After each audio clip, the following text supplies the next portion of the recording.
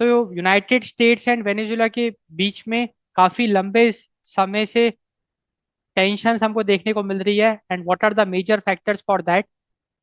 सो US sanctions against Venezuelan oil industry. तो United States ने Venezuelan oil industry पे sanction लगा दिया। अब देखो, हमको ये पता है कि Venezuela like oil is the lifeline of the economy of Venezuela. And US का सैंक्शंस लगाना एक बहुत बड़ा इम्पैक्ट है। यहाँ से साफ साफ हमको रिश्तों में खटास देखने को मिल रही है। Like the relation between the US and Venezuela was not that good because United states imposed sanctions on the Venezuelan oil industry. And oil is the lifeline of the economy, and nearly all export revenue, like oil accounted for all export revenue, जिसकी वजह से Venezuela को काफी loss झेलने को मिला। Acquisition of accusations of authoritarian rule. अब Maduro की सरकार पे अथॉरिटियन रूल का भी आरोप लगाया गया।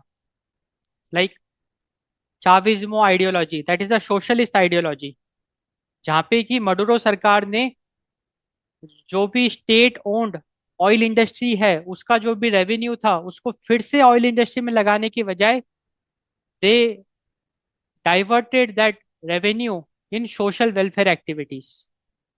Fraudulent elections. मडुरो सरकार पे फ्रॉडलेंट इलेक्शंस का आरोप लगाया गया क्योंकि जब वेनेजुएला का इतना बुरा हाल हुआ तो लोग मडुरो को बिल्कुल सपोर्ट नहीं करते। बट फिर से लाइक 2018 और 24 में मडुरो की सरकार ही जीती। तो it was a clear cut example of a fraudulent elections and human right abuses. अब इन कारणों की वजह से यूनाइटेड स्टेट्स वेनेजुएलन गवर्नमेंट से खुश नहीं था। क्योंकि देखो, यूनाइटेड स्टेट्स की जो आइडियोलॉजी है वो कैपिटलिस्ट आइडियोलॉजी है और मडुरो सरकार की आइडियोलॉजी है सोशलिस्ट आइडियोलॉजी। तो वो यूनाइटेड स्टेट्स के विपरीत थी। एंड ये जो fraudulent elections and human right abuses वाली बात है, ये भी यूनाइटेड स्टेट्स को काफी खटक रही थी, जिसकी वजह से there was a long term tension between the United States and Venezuela. 2020 US indictment.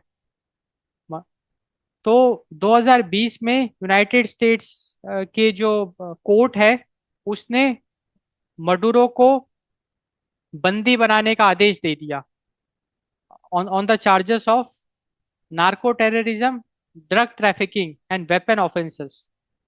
So this indictment was filed in the Southern District of New York, and it charged Maduro and several other high-ranking Venezuelan officials with narco terrorism, drug trafficking, and weapon offenses. And even $50 million reward for Maduro's arrest was given. मतलब United states government ने $50 million का इनाम घोषित कर दिया कि अगर कोई भी मडुरो को अरेस्ट करेगा तो $50 million, लाइक मडुरो को अरेस्ट करके अगर यूएस कोई लेके आता है तो उसको $50 million का रिवार्ड भी दिया जाएगा। And we also saw increasing diplomatic isolation of Venezuela. मतलब यूनाइटेड स्टेट्स ने अपने आप को वेनेजुला से किराने लाइक किनारे करता गया। किनारे कैसे करता गया?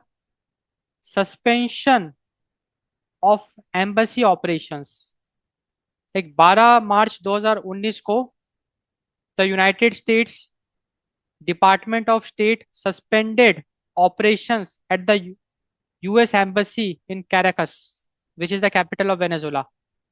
So US embassy in Caracas was closed on 12th March 2019, and the embassy was shifted to Colombia, like Bogota in Colombia, and there it was handling the Venezuelan affairs. Economic blockade. So United States imposed extensive sanctions on petroleum, gold, mining, banking sectors, and it effectively locked out the Maduro government of US finance and global oil markets. तो basically बात ऐसी थी कि Venezuela की जो सरकार है Maduro की, हरकतों की वजह से यूनाइटेड स्टेट्स की सरकार वेनेजुला से बहुत ज़्यादा डिसअपॉइंटेड थी।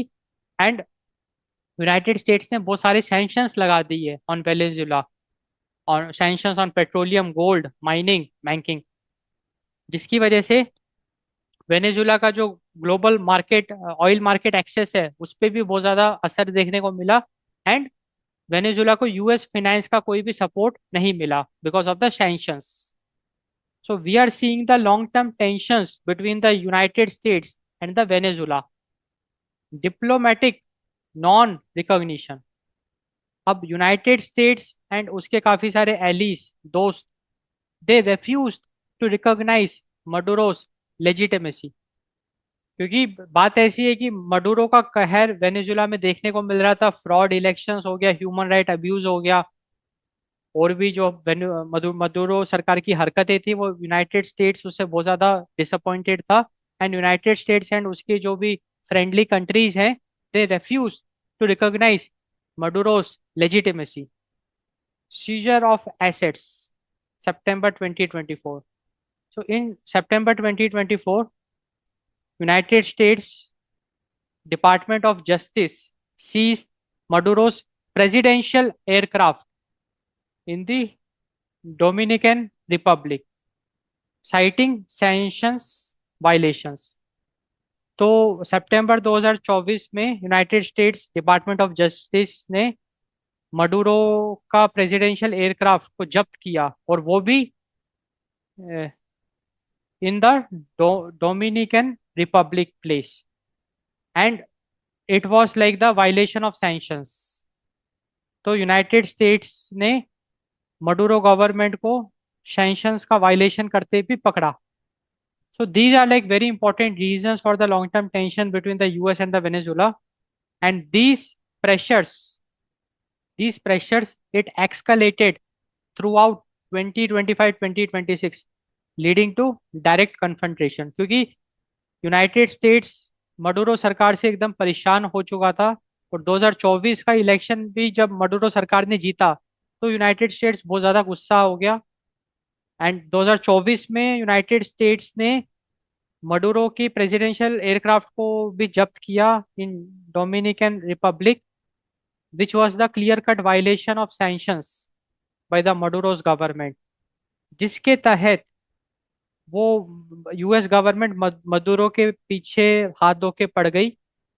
एंड 2026 में यूनाइटेड स्टेट्स गवर्नमेंट ने मडुरो को कैप्चर कर लिया, बंदी बना लिया, एंड यूएस लेके आ गए।